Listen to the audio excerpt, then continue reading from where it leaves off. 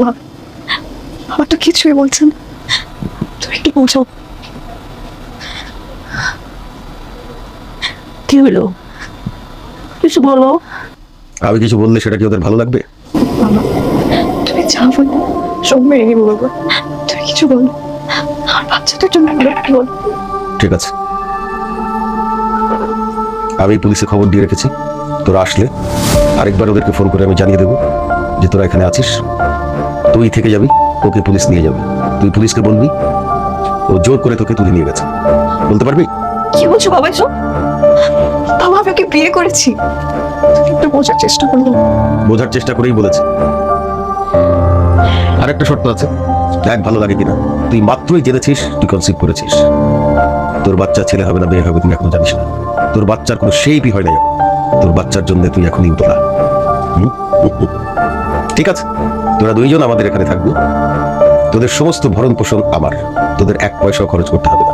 তোর বাচ্চা ডেলিভারি হবে, 1 বছর পর্যন্ত তুই তোর বাচ্চার সঙ্গে থাকবি, তার লালন পালন করবি। 1 বছর পরে তোদের বাচ্চাকে আমাদের এখানে রেখে তোরা চলে যাবি। কি বলতেছেন আপনি এগুলো? আপনি আপনি আমার সন্তান নিয়ে কথা বলতেছেন। আমি এটা কোনো খেলার কথা বলতেছেন না যে আমি আপনার কাছে রেখে চলে যাবো। পৃথিবীর কোনো বাবা মা পারবে তার সন্তানকে রেখে থাকতে? কেন সম্ভব না? তোমরাই তো আমাকে শিখিয়েছো। তুমি কি ভুলে গেছো যে আমি একজন বাবা, আমার একটা সন্তান আছে। সেই সন্তানকে তুমি আমার কাছ থেকে ছিনিয়ে নিয়ে গেছো। তুমি কি ভুলে গেছো? তাহলে তুমি কেন পারবে না? তোমার কাছ থেকে তোমার সন্তানকেও ছিনিয়ে নিলে তুমি কেন পারবে না সেটা সহ্য করতে? বাবা কি জিনিস তুমি কি জানো? ঘুমের মধ্যে বাচ্চা যখন চিৎকার করে কেঁদে ওঠে, বাবার বুকের ভেতরটা কিভাবে মোচড় দেয় তুমি কি ফিল করতে পারো? কখনো পারবে? সন্তানের আঙ্গুলে সামান্য একটু খোঁচা লেগে রক্তপাত হলে সেই রক্ত আমার গায়ের থেকে ঝরছে বলে মনে হয়। সেই ফিলিংস তোমার আছে? থাকলে তুমি এটা করতে পারতে না। সন্তানকে খাওয়ানোর সময় যখন তার হিচকি উঠে যায়, বাবার দুনিয়াটা এদিক ওদিক হয়ে যায়, তোমার কোনো ধারণা আছে সেই সম্পর্কে? হ্যাঁ, তুমি আবার বাচ্চাটাকে নিয়ে গেছো, যেই বাচ্চাটাকে আমরা তিল তিল করে পৃথিবীর মুখ দেখিয়েছি, যেই বাচ্চাটা হাবাগুড়ি দিয়ে টলমলো পায়ে হাঁটতে শিখেছে, যেই বাচ্চা আমার আঙুল ধরে ঘুরে বেরিয়েছে, আমার হাত ধরে স্কুলে গেছে, সেই সন্তানকে তুমি আমার কাছ থেকে ছিনিয়ে দিয়ে গেছো। তুমি কি বুঝবে? তুমি কি করে বুঝবে একজন বাবার কষ্ট?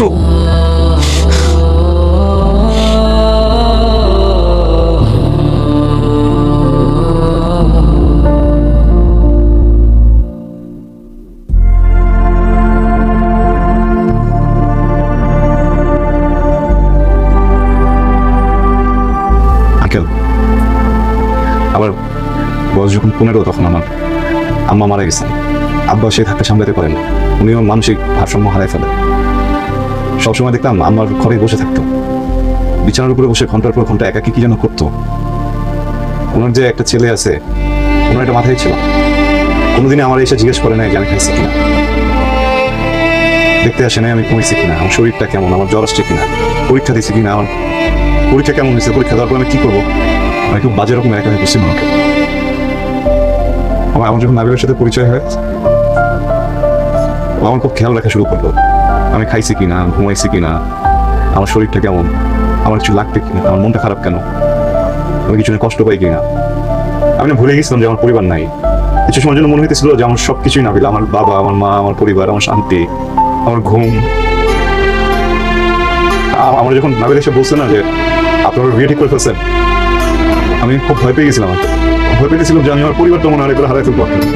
তখন একবার আপনাদের কথা আমার মাথায় আসেনি।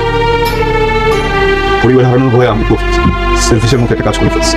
আপনি আমার মাফ করে দিন আঙ্কেল। নাবিলার ছাড়া আমি থাকতে পারবো না, আমার সন্তানের ছাড়া থাকতে পারবো না। আমরা যদি আপনি বলেন এখান থেকে চলে যেতে, আমি ওইটাও যেতে পারবো না আঙ্কেল। আপনি না পুলিশ দেখেন, পুলিশ এসে আমরা জোর করে নিয়ে যায়। আমার পরিবার ছাড়া আমি থাকতে পারবো একটু।